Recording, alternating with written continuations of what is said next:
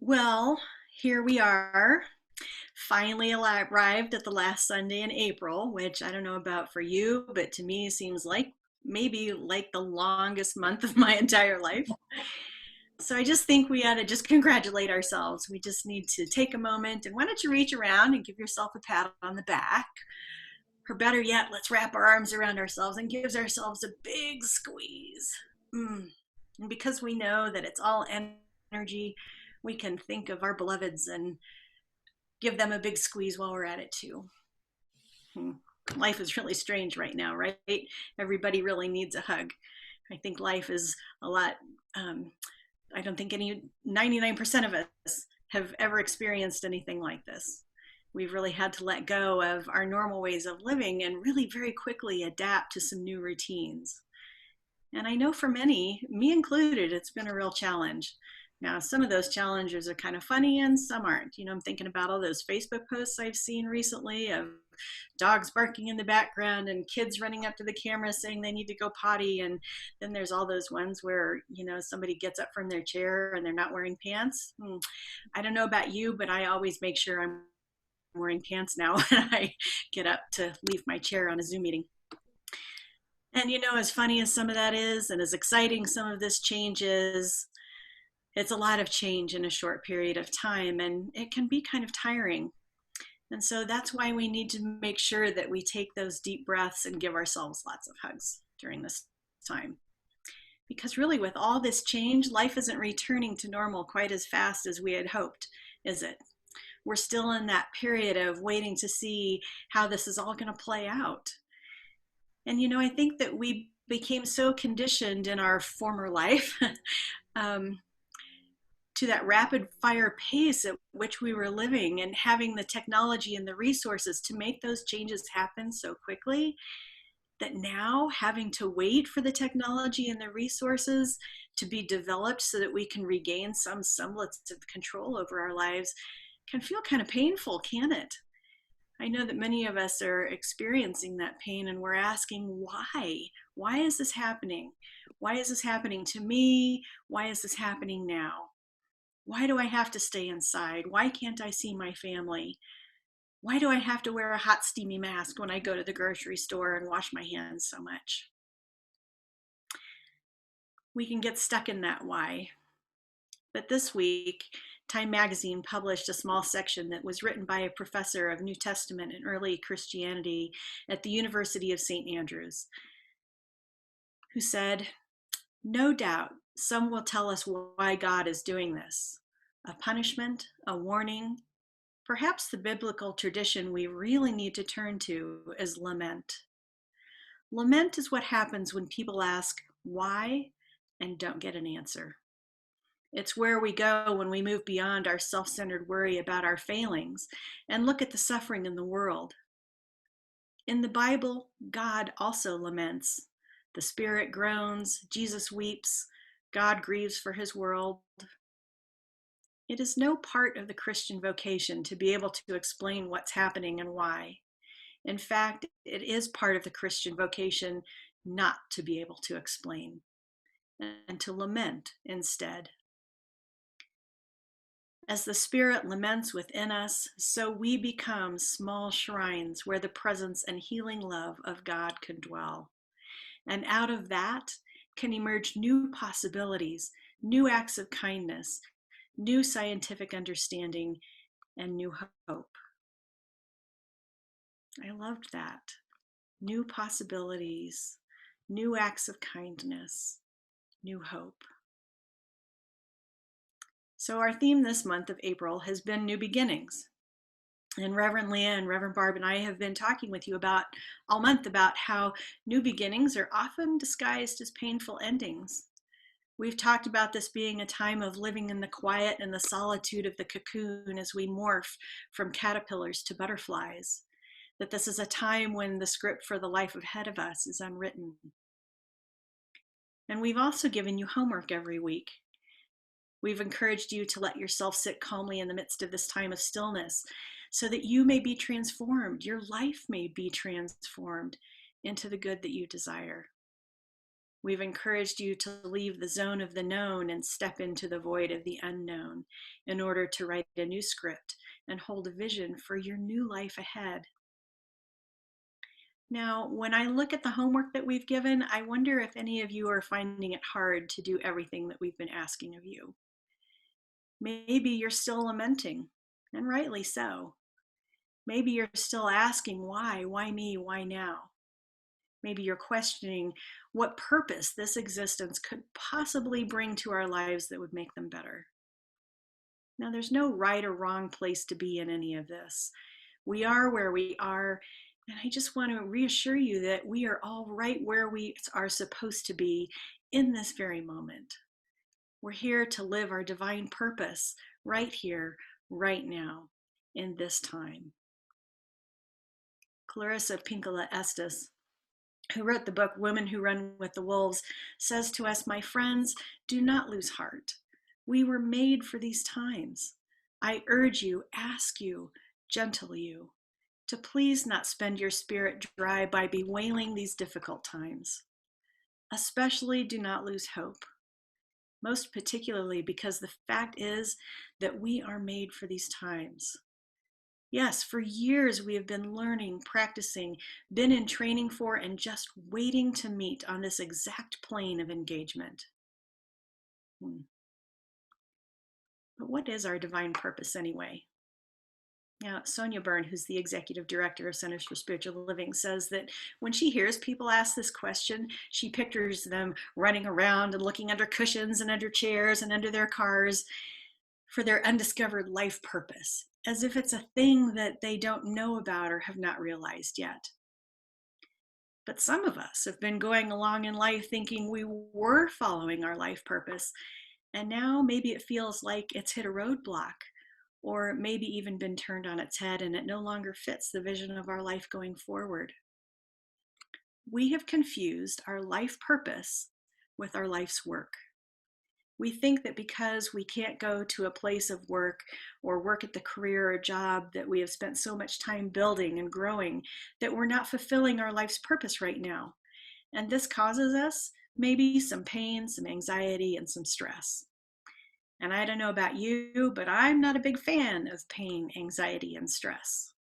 And so it's at times like these when I have to remind myself that my life's work is not my life's purpose. In her book, Soul Lessons and Soul Purpose, Sonia Choquette helps us to understand this better when she says, you must not define yourself by experiences or conditions, for while these are tools you can use, they are not who you are. You are spirit, fiery, heavenly intelligence created by God and unlimited in nature. My life's purpose, your life's purpose, is not to be confused with our life's work. Our life's purpose is simply to love ourselves and one another, to be kind to one another, and to do good works that make the world a better place, to allow ourselves to be called into a higher place of love. And often, what calls us to rise up to do and be even greater good in our lives is a calling to right a wrong or to fill some space or role that is noticeably absent for someone or something around us. And because of this pandemic, I know that I am even more aware of how many spaces in our world there are that need filling and fixing, and that we need to find new ways of living, of doing the business of life. We need to create new possibilities and bring them into form. We need to make sure that there are spaces for every person on earth, no matter their age, gender, race, education, or income level, to have access to the basics of survival, to food, to clean water, to shelter, to personal safety and healthcare. Now for me, and maybe for you, this recognition creates a fire in the belly. It's a great desire to remedy, to contribute, to be part of the good that creates solutions to the issues around us. And the great poet Rumi says, when the brain and the belly burn from fasting, every moment a new song rises out of the fire. What new song is rising out of the fire in your belly right now? This week marks the beginning of Ramadan for those in the Islamic faith. Now, this means that they will be fasting from sunrise to sundown each day. This fasting, which is known as Psalm, is one of the 5 pillars of Islam, which are the main tenets of the Islamic faith. This time of fasting extends beyond food and includes fasting from water, from cigarettes, from sex, from gambling, gossip, and judgment of others. Muslims believe that the absence of these activities creates a purification in the body, a fire in the belly, where one can truly see what needs to be seen around them, unencumbered by the distractions of those other things. The commitment to faith through extended spiritual practice during this time, coupled with the purification of the body and the mind through fasting, provides a clarity for a person to see what's mine to do. And that moment of recognition for us to connect with what's mine to do with our life purpose, now that can wash over us like a wave, or it can arrive in such small increments that one day we just suddenly realize that, hey, we are making a difference in the world and to the people around us. Each of us has a divine purpose, and this can stay constant in our lives over many years as a dedication to a cause, or we may take part in several small initiatives that are shorter term, extended over our lifetime. There's no wrong path of our divine purpose. However, when we feel that fire in the belly stir, when we feel the need to be part of something that calls us in, we truly know that we've connected to something divine, to something purposeful in our lives. This is a time of listening to the laments of spirit within us, of making ourselves small shrines where the presence and healing love of God can dwell. It's a time to be like a phoenix rising from the ashes of our old lives and to give birth to new possibilities, new acts of love and kindness, because we were made for these times. Now, there was an adage when I was a kid that got to be kind of trite over the years that said, each day is a new beginning. And you know, as corny as that got to be, it's still so meaningful to me because it reminds me that no matter what is going on around us, we get to start over and choose a new way each and every day. So as you move into the week ahead, notice where you see a need or an absence that calls you forward to action, that calls you forward to the fulfillment of your divine purpose. What puts the fire in your belly and calls you to wake up every day with a new song rising out of you, calling you to find new possibilities to be love and to make the world a better place. Feel that call, feel the fire, and then do that because, my friends, we were made for this time and we will get through it together by loving and caring for one another in this brave new world that we are creating. Now, with all of this in mind, just listen deeply to these words of Ernest Holmes and affirm them for yourself as we pray together today. I represent the truth, the whole truth, and nothing but the truth. It is unerring. It never makes mistakes. There are no mistakes in the divine plan for me. There is no limitation, poverty, want, nor lack. I stand in the midst of eternal opportunity, which is forever presenting me with the evidence of its full expression. I am joy, peace, and happiness.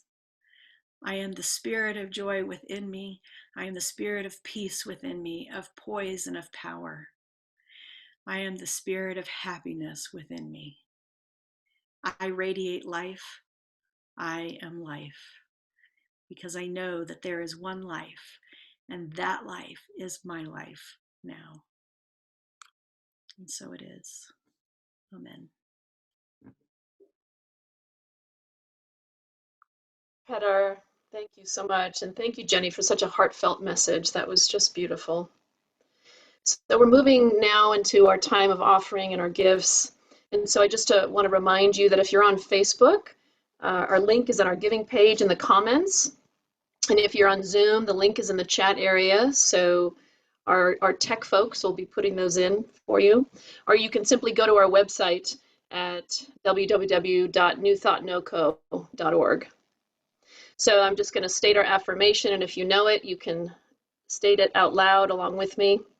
In our unity of purpose, we are guided by divine wisdom and prospered by divine love. So I'm going to share a few announcements, but before I do that, I just